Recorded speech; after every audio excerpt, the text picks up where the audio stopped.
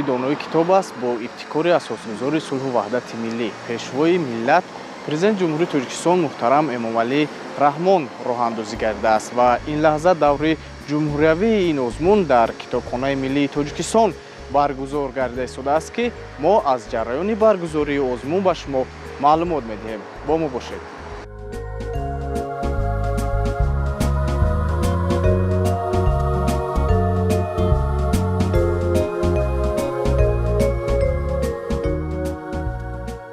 طبق امور پیشنهاد نموده ولایت و شهرنویه‌ها در دوره یکم آزمون 251266 نفر، در دوره دوم آن 49267 نفر، در دوره سوم 3742 نفر اشتراک نمودند. در دوره سوم آزمون از شهر دوشنبه 458 نفر، از ولایت سوخت 1330 نفر، از ولایت ختلان 1130 نفر، از ولایت مختار کوهستان بدخشان 373 نفر، از شهر و ناحیه‌های تابعی جمهوری 451 نفر اشتراک نموده. از این شماره به دور چهارم آزمون 574 نفر راه یافتند. در خصوص وحدت یک چند مصرع شعری از یاد گویید. تاجیکیم یک دل و جانیم، پرتوی یک صبح تابانیم، شعله یک ماه شام افروز، نور خورشید تابانیم.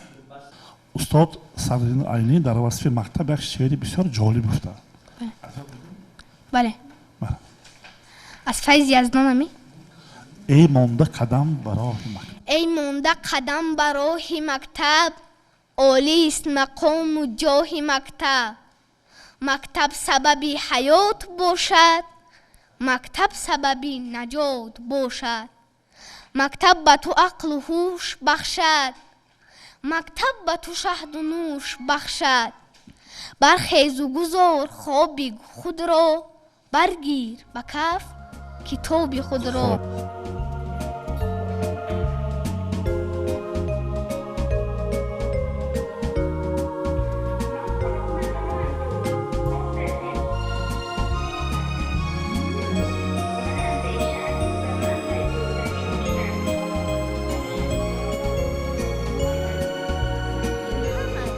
با خاطر تأمین پوره شفافیت، پیشگیری از حالت‌های بهاگذاری غیر معیاری و قانع گردانیدن درخواست اشتراکچیان، جریان دور چهارم آزمون پوره به نوار گرفته می شود.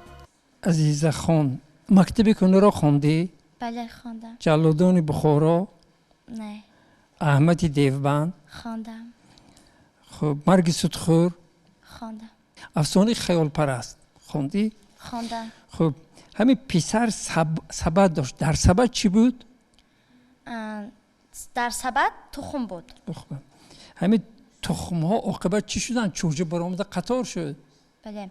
پای همین پسر بس خیال های خالی میره و پایهایش به سبد تخم رسیده، همه تخم ها میشکنند. خب چوجه نبرآمده؟ نه نبرآمد. 4 دزد و یک پادشاه، همین دزدان چه هنرها داشتند؟ دوستها 5 نفر بودند، هر یک آنها هنر داشتند. مثلا یک تایش همین خاک را بوی کرده، در کجا بودن طلا و نقره را میفهمید. دیگرش زبان سگ را میدانست. سومیش همین با یک دیوار رو زدن، نیمی همین دیوار رو میشکست. چهارمیش در شب تاریک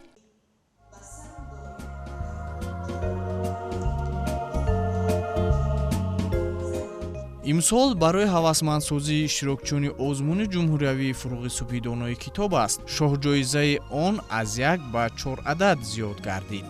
зиёд гардидани шумораи шоҳҷоиза бо назардошти хусусияти синнусолии кӯдакону наврасон мебошад.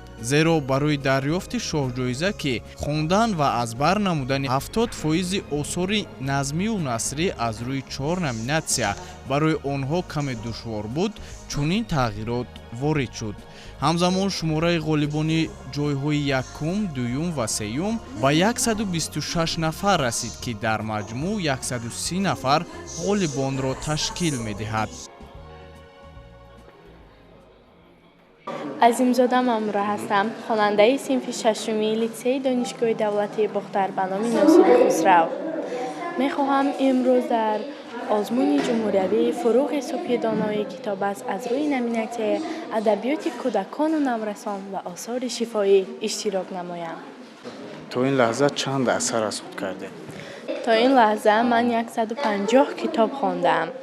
10 داستان، 200 شعر، 100 افسانه، 100 حکایه، 100 چیستان، 200 ضرب المثل، 100 لطیفه و 100 تیزگویک از بر نمودم. خب تا لحظه که به دور جمهوری راه یافتید، از نگاه شما فرقیت آزمون جمهوری از دورهای گذشته در چی است؟ به نظر من دور جمهوری از دور ولایتی آسان تر است، چون سوالهایی که حکمان به دیگر خوانندگان میدهند من گوش کردم و خیلی آسان هستند برای من. خوب، یعنی شما از خود باوری دارید و ما به شما برار میخواهیم.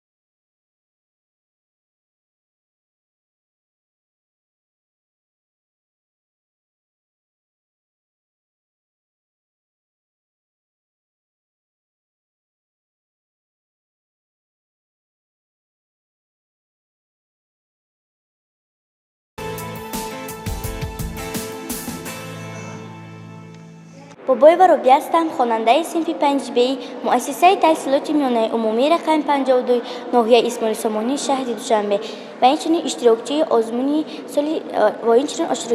آزمون فروغ صبح دانای کتاب است از روی نمینه ادبیات کودکان و نورسان و آثار شفاهی هستم.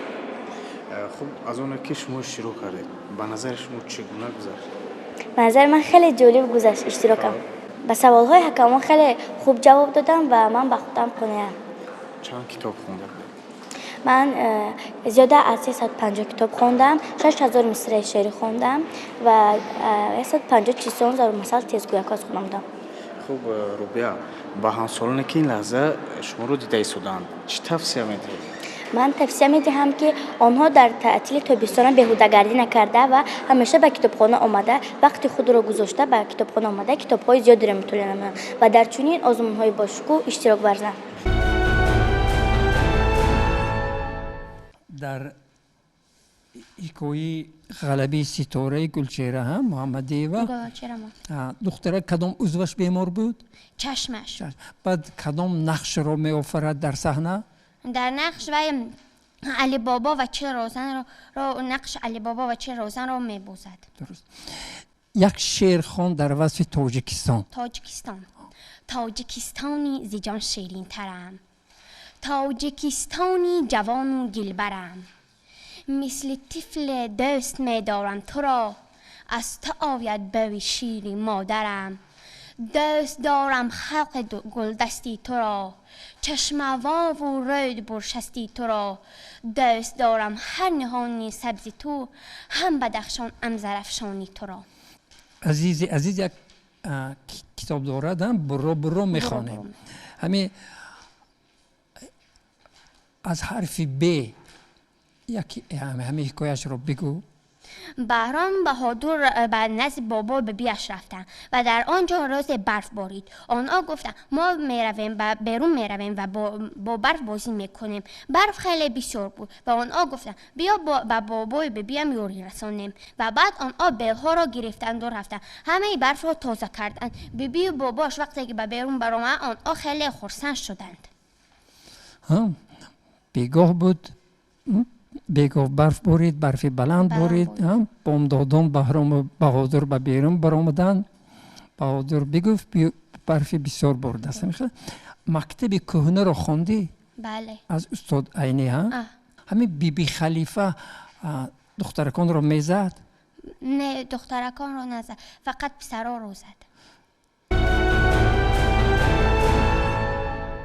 سرفرازان امضا روزی. یادآور می‌شویم که سال ششم است تحت سرپرستی پرزیدنت جمهوری تاجیکستان محترم امامعلی رحمان آزمون جمهوریوی فروغ صبح دانایی کتاب است دایر می‌گردد.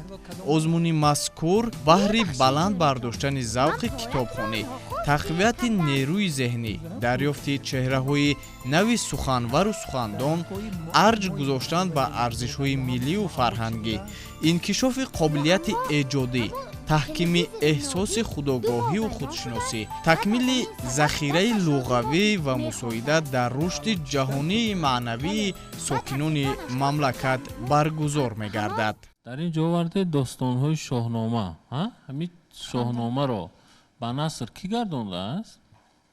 به طریق افسانه نقل کرده است کو؟ در دو کتاب آورده است، دو کتاب. اینجا هست در روی خطتون هست، ننوشتید ساتیم اولوغزاده. پورا خوندید این داستان‌های شاهنامه؟ نه، تنها یکم قسمش را تا داستان‌های رستم خواندم. تا داستان‌های رستم. رستم در چند سالگیش فیل سفید را مغلوب میکنه؟ رستم در 8 سالگیش فیل کلان را مغلوب میکنه. 8 سالگی یا 9 سالگی؟ 9 سالگیش. خیلی ناز. باید گفت طبق دستور پیشوای ملت سال روان نیز برای اشتراکچیان دور جمهوریوی آزمون امتیازهای مخصوص پیش بینی گردیده است که موافق آن داوطلبان در دور چهارم آزمون یعنی خوانندگان صنف‌های 11 با اختصاص‌های رویه آموزگاری و فیلولوژی مؤسسه‌های تحصیلات میانه و عالی کسبی مملکت به آزمون با گروه‌های رایگان قبول کرده می‌شود. در میگویا کدام پسرچه گم می‌شود؟ یعنی مادرش انورجان. انورجان بعدی گم شدن به خانه کی می‌رود؟ به خانه امکی ملیسا می‌رود. امکی ملیسا. کی بود پسر امکی ملیسا؟ صابرجان. صابرجان یا که کسی دیگر؟ حرف سه قطعی هستن؟ سه. قریب آوردید. صادق جان. صادق جان. فروغ کائنات از آفتاب است، فروغ آدمیت از کتاب است. ابراهیم زاده مهوش هستم، خواننده صنف 11 لیسه رقمی 1 به نام اسماعیل سامانی شهر کلاب. طولی 4 سال است که در آزمون جمهوریوی فروغ صبح دانایی کتاب است از روی نمینت ادبیات کلاسیک تاجیک اشتراک می‌ورزند و در دور ولایتی آزمون امساله جای اول را سزاوار گشتند و با تیاری جدی و پخته به دور جمهوریوی آزمون تیار گشتند و امیدوارم که در دور جمهوریوی آزمون نیز جای سزاوار را می‌گیرم. من از روی نمینتی ادبیات کلاسیک تاجیک زیاده از 110 غزل، 120 رباعی، 314 بیت داستان، 110 بیت قصیده و دیگر نوعهای شعری را از خود نمودم. از روی نظامنامه بسیار کتاب‌ها را خوانده از خود نمودم، از قبیل گلستان، بهارستان، بستان، چهار درویش، قابوسنامه و دیگر کتاب‌ها. خود دادوزه سیروجین هستم، خواننده صنف 11 مؤسسه تحصیلات میانه عمومی رقم 13 شهر باختر. امروز در آزمون جمهوری فروغ صبح دانایی کتاب است از روی نمیناسیون ایجاد نظم برآمد نمودم. من از روی نمیناسیون زیاده از 20 غزل، 20 رباعی، 1 داستان مکمل، مسدس، مخمس و دیگر نوعهای شعری را ایجاد نمودم. داستان ایجاد نموده من که نام گرفته است طبیب بیرحم و بیمار و اعضای حکمان خیلی پسند آمد و آنها به من توصیه خود را دادند که در آینده دانش خود را مکمل دهم و باز هم شعرهای با مضمون ایجاد نمایم. من پولاد وسلیمه خان، خواننده صنف نهمی مؤسسه تحصیلات میانه عمومی رقم 19 شهر اصفهان می باشم. امسال سال یکم است که از روی نمیناسی ایجاد نظم در دور نهایی آزمون جمهوری فروغ صوفی دانای کتاب است برآمد نمودم. من زیاده از 90 شعر ایجاد نمودم. اینچنین یک داستان، 16 غزل، 3 مخمس، 2 مسدس، 2 ترکیبند، 2 ترجیبند، 2 قصیده و 10 دوبیتی را ایجاد نمودم. من پیوسته به کتابخوانی و شعرنویسی مشغولم و سپاسی بی‌پایان خود را به پیشوای معظم ملت محترم امام علی رحمان می‌رسانم که برای ما طالب علمان چنین آزمون‌ها را تشکیل نمودند که امروز خوانندگان محض به واسطه همین آزمون بیشتر رای به کتاب و کتابخوانی آورده ایستادند. من به همسالان خود مصلحت می‌دهم که اگر خواهند آینده آنها درخشان باشد باید وقتی خود را بیشتر به کتاب و کتابخوانی صرف نمایند. بینندگان گرامی، شروکچی نوبتی ما هستند یاسمینا بولتایوا و از شهر خوجند تشریف آوردند. سلام یاسمینا. درود با همه اشتراکچیان آزمون فروغ صوفی دانایی کتاب است. بولتایوا یاسمینا هستم. خواننده صنف 5 مؤسسه تحصیلات میانه عمومی رقم 10 شهر خوجند میباشم. روز من با یک دنیای زیبای افسانه‌ای داخل شدم. این دنیای کتاب بهترین آفریده انسانی است.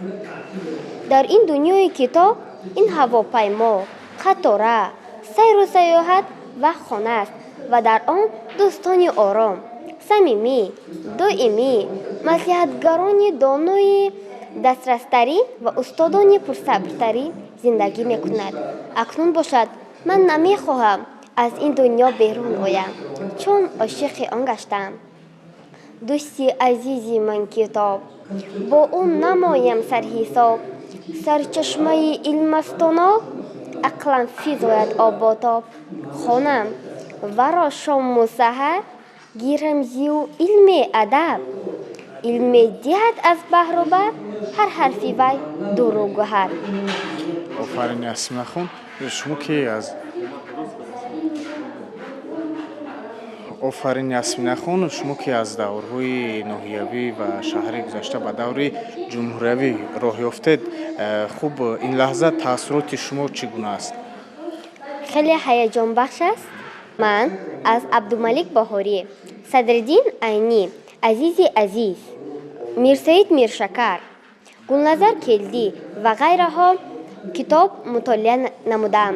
من زیاده از 50 کتاب، ضرب المثل و مقال، 70 عدد، 100 عدد افسانه و زیاده از 1000 مصرع شعرها و غزلها از بر نمودم. سلامت باشید. میتونید یک چند مصرع شعر برای تماشاگران قرائت کنید؟ ما تاجیکان یک عالم جمع و پریشان با همه، در این زمین فیضبار از فیض مهرش خورمه. ای تاجیکستان جان ما، این مرزی پر احسان ما، تو خانه امید دل هم قبله ایمان ما. ما با رفاقت زنده ایم، ما با صداقت زنده ایم، عشق وطن در سینه ها ما با محبت زنده ایم. ای تاجیکستان جان ما، این مرزی پر احسان ما، تو خانه امید دل هم قبله ایمان ما. آفرین یاسمینا خان، ما به شما برار می‌خواهیم. سلامت باشید.